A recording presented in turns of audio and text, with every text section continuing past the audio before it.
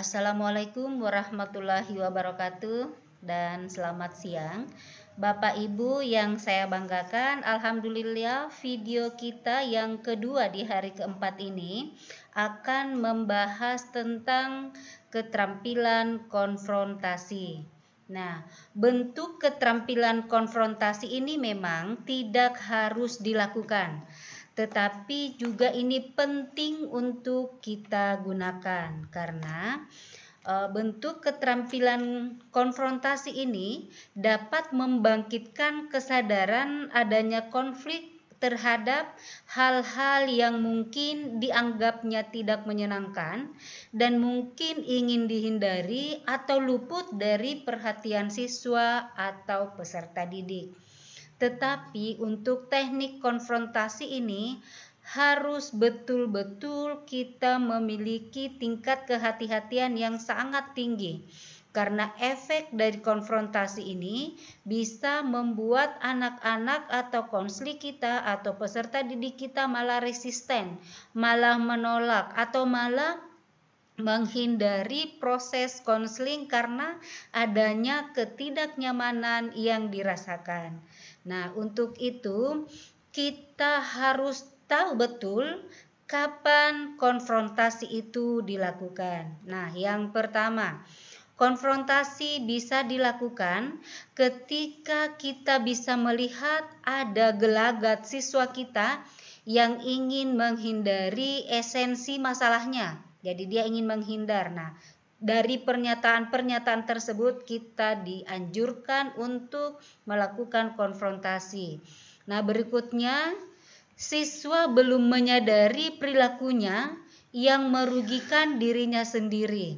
Misalnya, siswa mengatakan bahwa dia ingin menjadi peringkat 1 atau ingin lulus dengan nilai yang maksimal, tetapi malas belajar. Nah, dari beberapa pernyataan-pernyataan tersebut kita bisa memberikan konfrontasi dari adanya beberapa hal yang merupakan bertolak belakang dari apa yang ingin dicapai dengan apa yang ingin dilakukannya.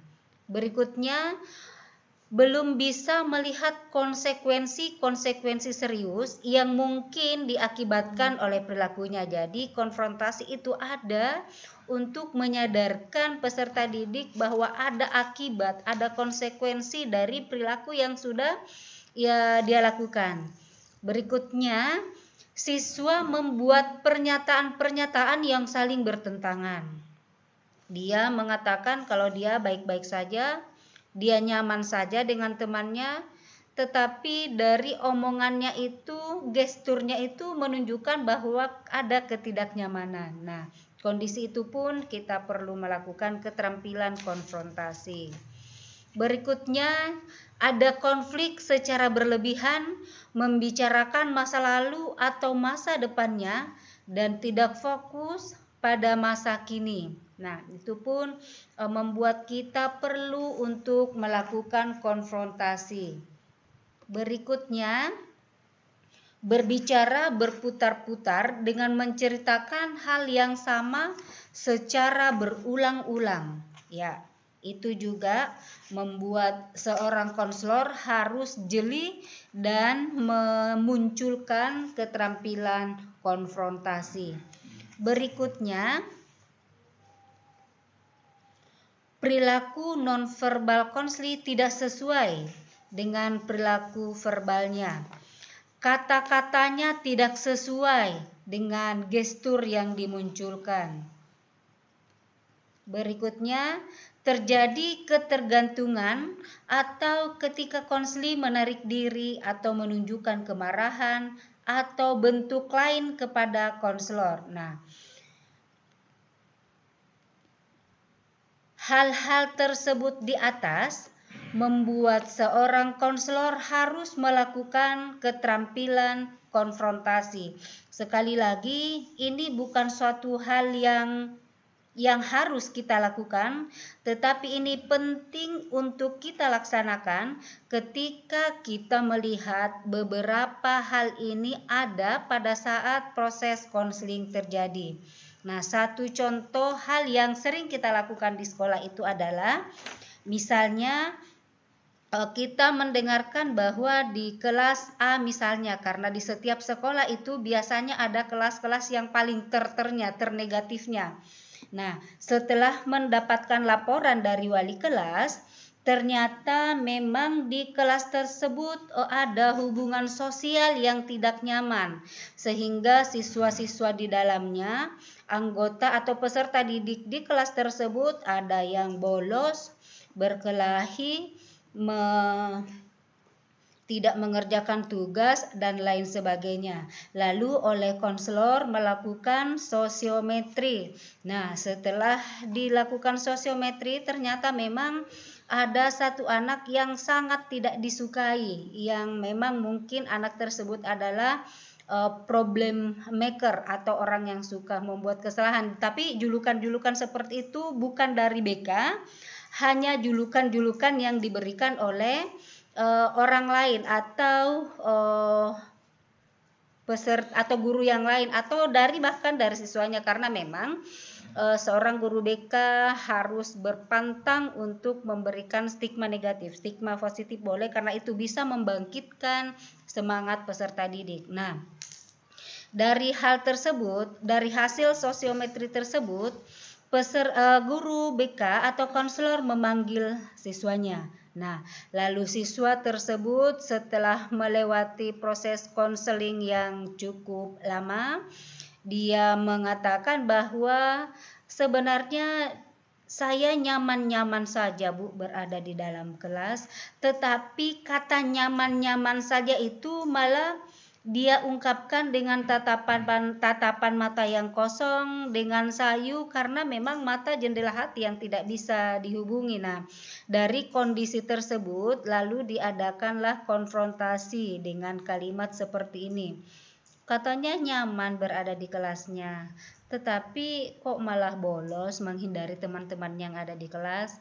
Jadi itu adalah salah satu bentuk kalimat yang menunjukkan bahwa konfrontasi, yaitu katanya seperti ini, tetapi nyatanya kok itu adalah salah satu bentuk konfrontasi.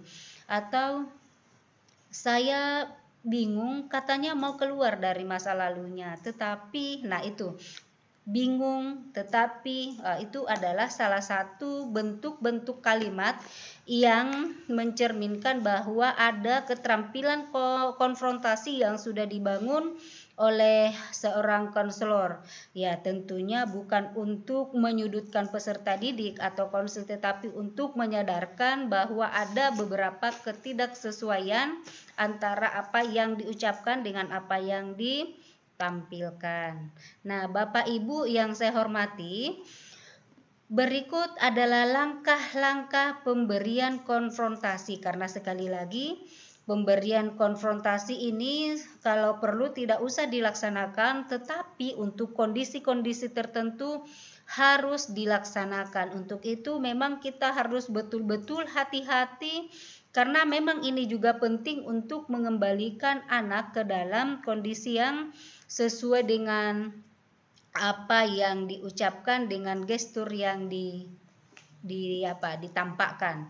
Nah, karena itu hal pertama yang harus kita lakukan adalah cermati siswa dengan detail selama proses. Kita harus paham betul-betul seperti apa sosok peserta didik kita dan apa yang sudah diutarakannya.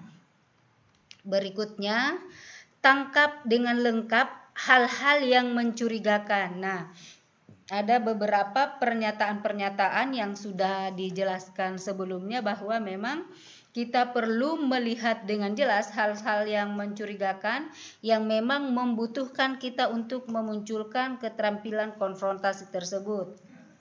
Berikutnya, susun pernyataan konfrontasi yang tepat dan tidak terkesan mengancam. Jadi, bentuk keterampilan konfrontasi yang kita lakukan itu harus tepat, tidak boleh merupakan sebuah statement atau pernyataan yang mengancam dan menyudutkan peserta didik.